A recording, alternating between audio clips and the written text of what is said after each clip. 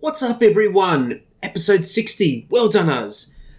This is quite funny. I've tried doing this episode for, it must be 2 weeks now. Every single time I do it, the camera doesn't record. I don't have screen recording working. Everything's just gone wrong. So, this is either cursed or it's super, super important. I need to get it out.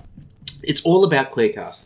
Now, if you don't know what Clearcast is a governing body in the UK which is looked after by 5 of the big broadcasters to actually make sure every single commercial is got the right substantiation, the legals are correct, and everything works, okay? So if you say you've got the best bike shop in the world, you need to substantiate what that means.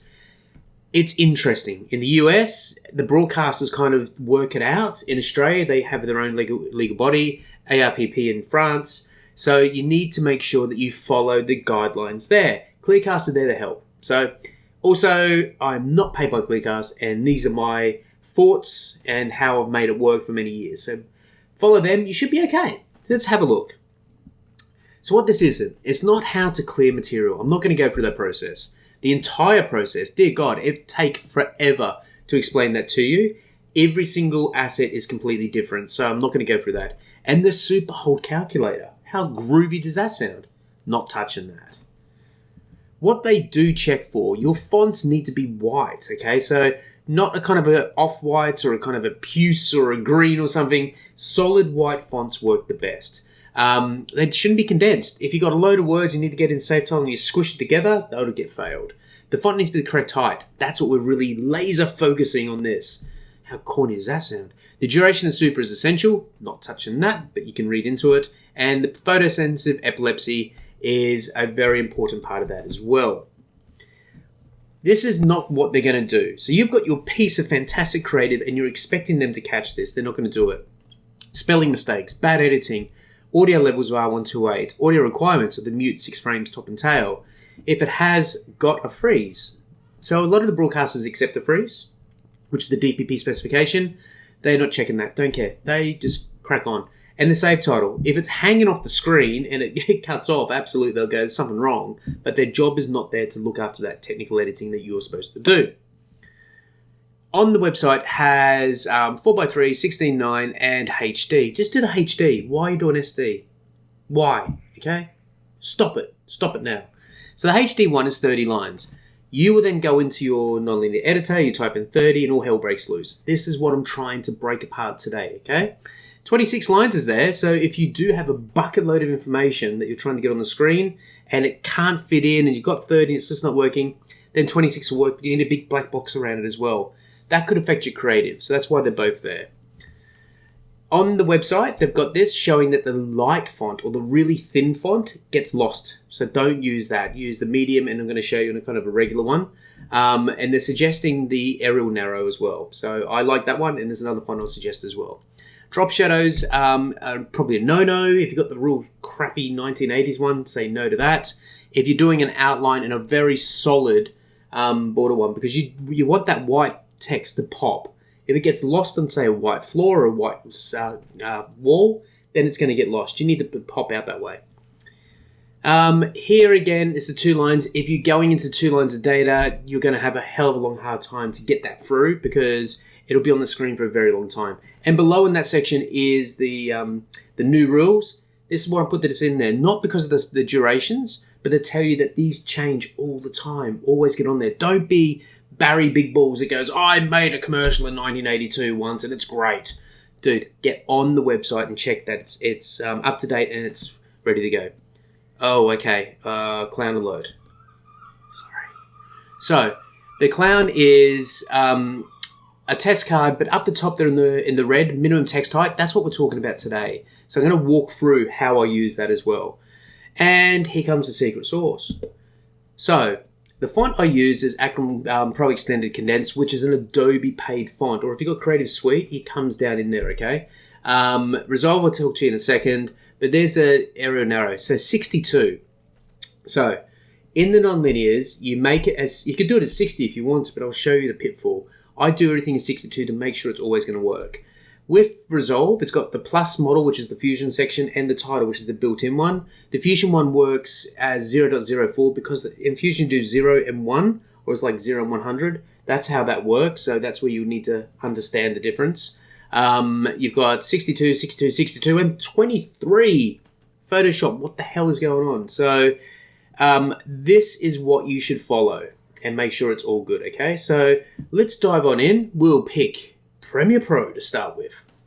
So here we are in Premiere Pro, and another key thing to do is that if you get the information back from Clearcast saying your hold has to be 4.2 seconds and you've got an edit that's like 5 seconds, put the text over the whole edit. There's nothing worse than watching the text. It comes off, then there's a cut. It'll look like a jump cut and look trash, okay? So here I am in Premiere, double clicking on my text, activating up through here, and what you'll see is down through here, you've got 62, and I've got the medium font. So let's park on the old girl, there we go. Turn the speakers down, sorry about that. And this is in my text limits and everything's what, it's my save title, it's all cool. That's the font size that you want. You want 62 and it's working. Let's jump over the Final Cut and I'll show you the same.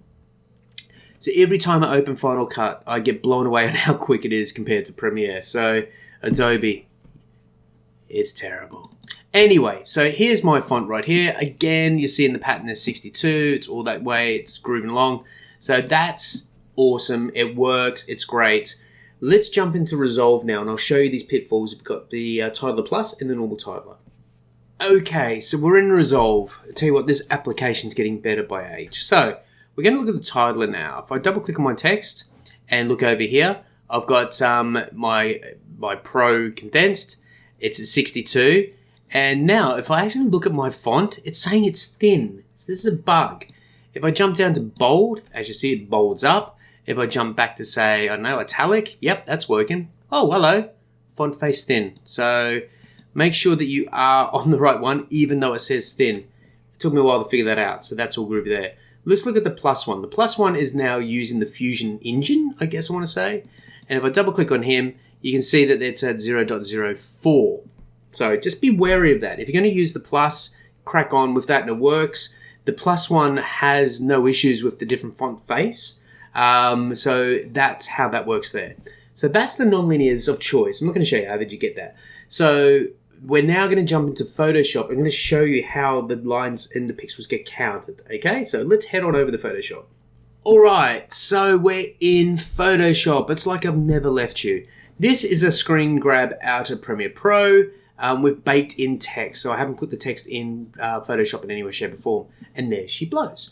Now, remember that creepy clown thing? I'm now going to overlay that. Creepy clown thing's now down to 10% opacity. And if I zoom in and jump on down, it basically says put a W where the red is. So if I can see my W right here, I can make sure that all fits nice and neat.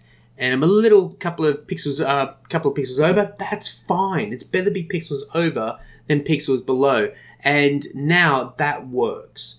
So what I want to show you is what's being counted. Okay. So what I normally do, type out my fonts, put in the test card, bring it back to 10%, make sure it's all groovy, and it works. Let's check this out now. So if I go and have a look at the two fonts that I suggest. The one is the one that I use, which is the Acronym Pro Extra Condensed, and then there's the Arial Narrow above you. Make sure it's the Arial Narrow, not just plain Arial. And if I double click on this guy, it's coming in at 22. What I want to do is zoom in, and as you see with Photoshop, it will give you these pixel dots, squares. And if I jump on down, here we go. They do not count grey as a indicator. See how E's kind of solid white here? The V's lost its mind. So what you need to make sure is your W is the one you want to look at, because that's one that's kind of checked it out. So even type in W, just to triple check. And here she blows. Now if we look at the old girl, she's got some grey up the top, so that doesn't get counted. But then 1, 2, 3, 4, 5, 6, 7, 8, 9, 10, 11, 12, 13, 14, 15, 16, 17, 18, 19, 20, 21, 22, 23, 24, 25, 26, 27, 28, 29, and 30. So that's how, even though I've done it at that font at 22, you'd probably want to punch 23 in Photoshop to get you above. But if you've done 30 in Photoshop, you'd be blown out of the water. So beware of the grays. won't get counted. So make sure that you make sure that's clear. Put the test card in there. Make sure it lines up and it's all groovy.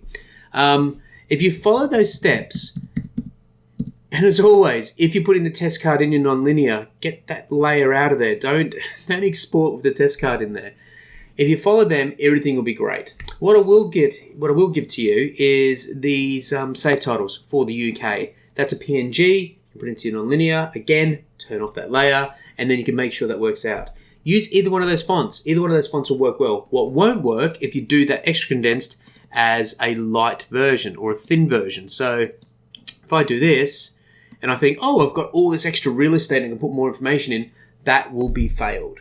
If you're putting that white over a white background, it will be failed. So you have to put some kind of border, or you put a black border around it. And with the Arial, make sure it's Arial narrow. So there we go, guys and girls.